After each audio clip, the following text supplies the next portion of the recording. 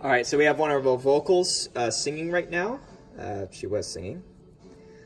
Give her a sec. Now what you can do is you do what's called a sweep.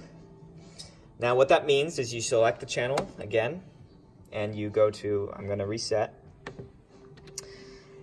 and you make a spike on purpose.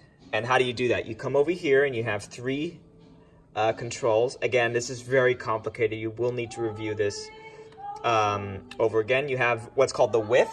Let me go to gain first. Let me pick that guy. And with the gain, that's the most obvious because you see it. That's just the amount of gain you're taking away from that range of frequency. So you're either adding or you're taking away. Now remember what I told you guys. It's, for the most part, general rule of thumb, you more or less want to take away.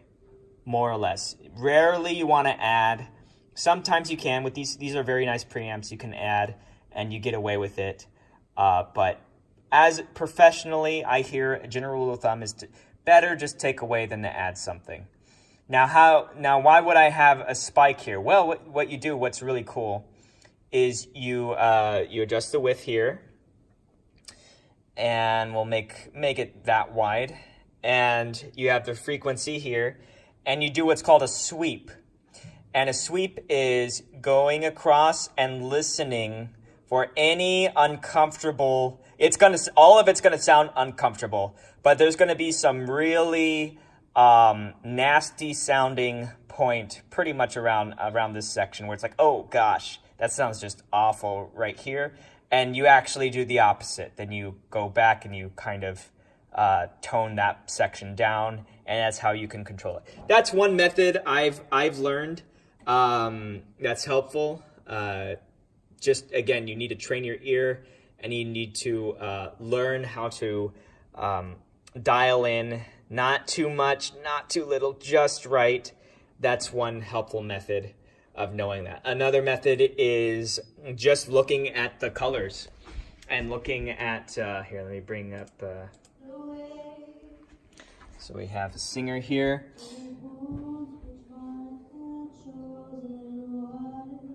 Okay, so she's on the bottom end for the most part down here.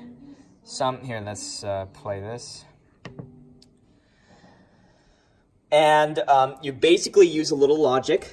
You figure, okay, if I want the vocals, then I want to make room for the vocals. And this is my keyboard, and I do what's called a scoop. I just scoop out this whole section where she's playing the keys. I don't want the keys interrupting her voice.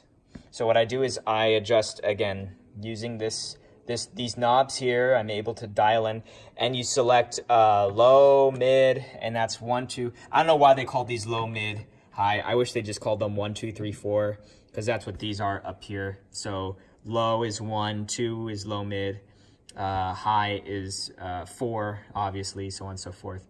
That's all these buttons are. And you can dial in, where they go, again, with frequency. You just start playing around, you'll figure it out, go up and down with them, there are so many configurations. There's also more configurations here. I'm not gonna get into that detail, but basically highs is where this is how you make your high cut or low cut, so on and so forth. Honestly, guys, you guys are just gonna have to come back here and mess around on the machine during a practice or during this kind of recorded session, because I've been doing this a year and a half, and I am still toying around with this stuff. Just have at it. Just come back here and start messing around on the mixer. That is a rough, very crude introduction to equalizing.